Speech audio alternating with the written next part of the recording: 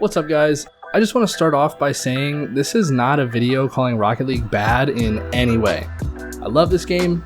I have over 7,000 hours of playtime, training, replay analysis, and more. I mean, I even have Rocket League artwork hanging on the walls of my own home, which are actually insanely well made and were super easy to put up. If you want to grab some for yourself, you can get them from this video's sponsor, Displate. Displate is a company that makes insanely high quality metal printed canvas art. It was perfect for my walls because 1, I love Rocket League and they have a huge selection of Rocket League artwork among all their other amazing designs, and 2, we live in an apartment. And with the mounting design, all you have to do is put the safety sticker on your wall first, then stick the magnet on top of it, and then you can easily hang, take down, and replace whatever pieces of art you want, and it leaves your walls totally undamaged. I personally got quite a few. I got this really cool Dignitas design and a couple of Rocket League designs. Displate also has a mission. For every print you purchase, they plant a baby tree in Africa, so not only can you feel good about the way your walls look, but you also get to feel good about the fact that you've joined nearly 12 million other people in helping to restore and maintain our beautiful Earth's environment. Click the link in the description to receive 30% off your entire order for the first 2 weeks that this video is live. But even if you're watching after that, you'll still receive a 15% discount from that same link in the description below. I seriously cannot recommend these guys enough. Again, huge shout out to Displate for being this video's sponsor, and let's jump back into the list. The first thing that I think could make this game better is updated training. Rocket League has been out since July of 2015 and has only seen one real big training update, and it was when they added training packs. And at first, all we had was free play. So when they added training packs, it was such a refreshing way to improve your individual abilities in the game, and for a while, it made training super fun again. But that was it. That was the only update targeted at better training. I think the reason that most people pick up Rocket League and put it back down, never to touch the game again, is because of how difficult it is to get better. And part of that is great. It means that those who have gotten great at this game dedicated tons of hours to improving and put in a lot of work. But not everyone who wants to get good has time to figure it all out on their own. I think with more tools and training, it'll help people to get better faster, and more people will stick with and enjoy the game longer. I mean, how cool would it be to set up a ghost car in a training pack where you can record a set path and action with a car to simulate a teammate or an opponent? You could practice taking a shot from a real pass or getting around a real opponent. I mean, you could really set up anything.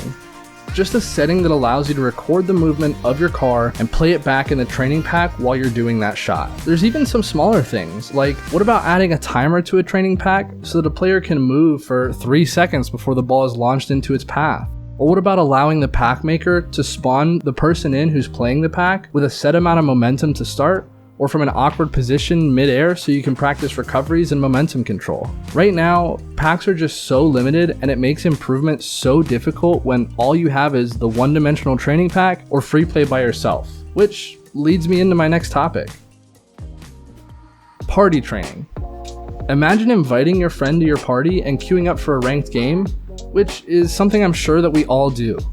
Now, imagine while you're waiting to find that game, you can click an option that says Party Free Play, where you're dropped into a free play like normal, except your party members have the option to go to their own free play or join the party free play session.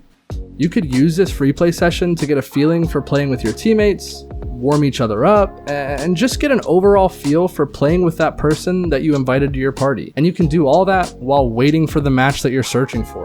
Or what about party training packs? You could invite your party to join a training pack with you, and you could redirect that shot into a teammate who can then shoot it. Or they can play goalie and make you score that shot on someone trying to save it. There's seriously so much potential with party training that would encourage people to put more hours into practice and get better at the game while still getting to play with their friends.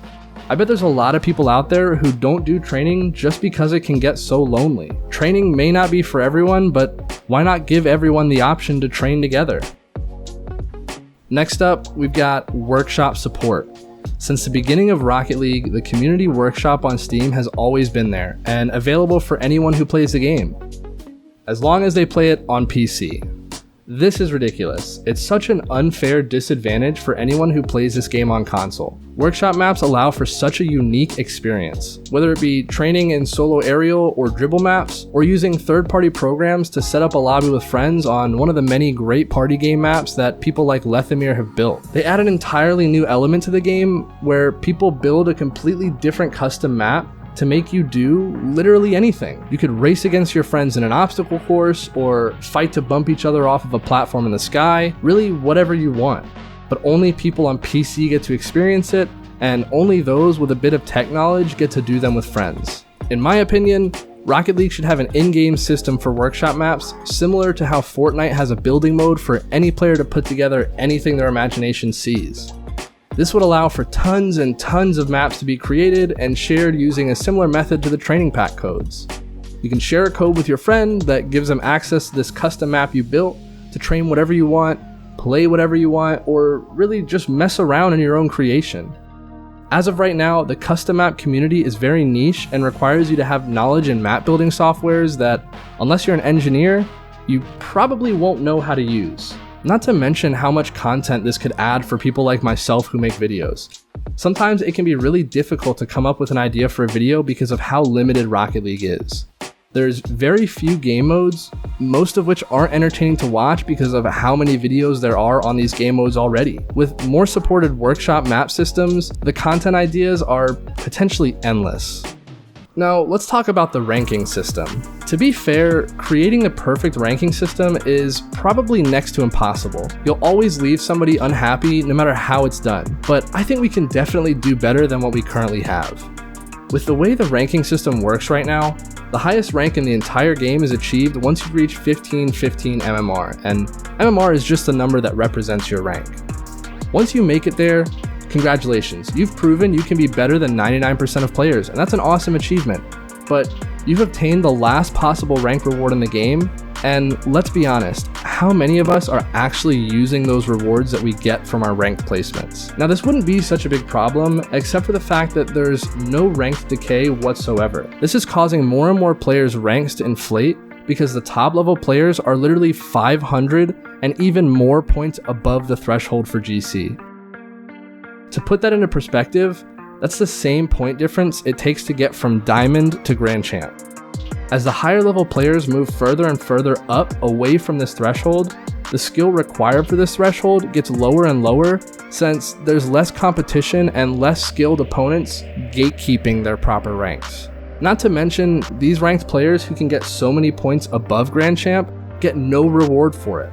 The top 100 leaderboards have become pointless because there aren't players actively competing for it since there's no real benefit to being top 100. Top 100 leaderboards used to be how you got known, but after all the inflating of ranks and lack of rewards, people stopped competing for it. So people stopped looking to the leaderboard to find new talent. The only way you can really get noticed by a high-level team these days is by going through a whole third-party separate system called SixFans, which has nothing to do with Psyonix and is completely community-driven. I think putting a reward up for the top 100 or creating some form of rank decay at that level would make it more competitive, driving more players to play ranked at that level, and I think that would help balance out the food chain of ranks below it. They just added in titles for multiple RLCS champions with what seemed like ease, so how difficult could it be to add a top 100 title that says the season, the game mode, and your finishing placement on the leaderboard? I personally think they could even take it one step further with the backing from Epic Games and send out a custom Rocket League Letterman jacket or something,